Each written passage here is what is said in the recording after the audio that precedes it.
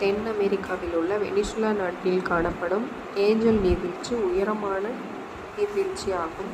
வட அமெரிக்காவில் கனடா மற்றும் அமெரிக்க ஐக்கிய நாடுகளின் எல்லையில் உள்ள நயாகரா நீர்வீழ்ச்சி மற்றும் ஆப்பிரிக்காவில் உள்ள ஜாம்பியா மற்றும் ஜிம்பாப்வே நாடுகளின் எல்லையில் உள்ள விக்டோரியா நீர்வீழ்ச்சி ஆகியன முக்கிய நீர்வீழ்ச்சிகளாகும். நீர்வீழ்ச்சி பெருசாக இருக்கிறது அமெரிக்கா தென் அமெரிக்காவில் ஏஞ்சல், வட அமெரிக்காவில் நயாகரா,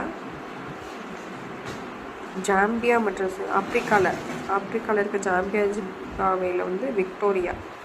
கேர்ள்ஸ் நேமில் தான் இருக்குது. Angel, Victoria, Niagara.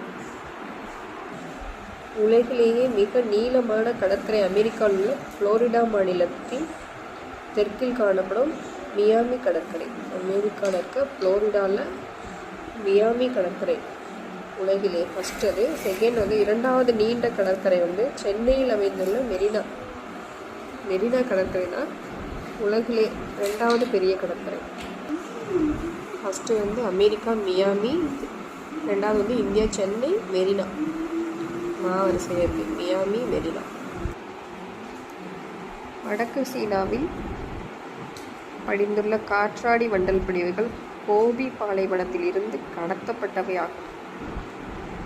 வடக்கு சீனா காற்றாடி வண்டல் படிவுகள் எங்கே கடத்தியிருக்காங்க? கோபி பாலைவனத்தில் இருந்து கடத்தப்பட்டவை. ஆசியா மைனர் என்ற இடத்தில் உள்ள மியாண்டர் ஆற்றின் பெயரின் அடிப்படையில் ஆற்று வளைவு என்ற சொல் ஏற்பட்டது. காரணம், இந்த ஆறு அதிக திருப்பங்களுடனும் மற்றும் அதிக வளைவுகளுடனும் ஓடுகிறதாம். இந்த ஆறு மியாண்டர் ஆற்றின் பெயர், ஆற்று வளைவு ஆறு பேர் மியாண்டர். இங்கே இருக்க ஆசியாவில்.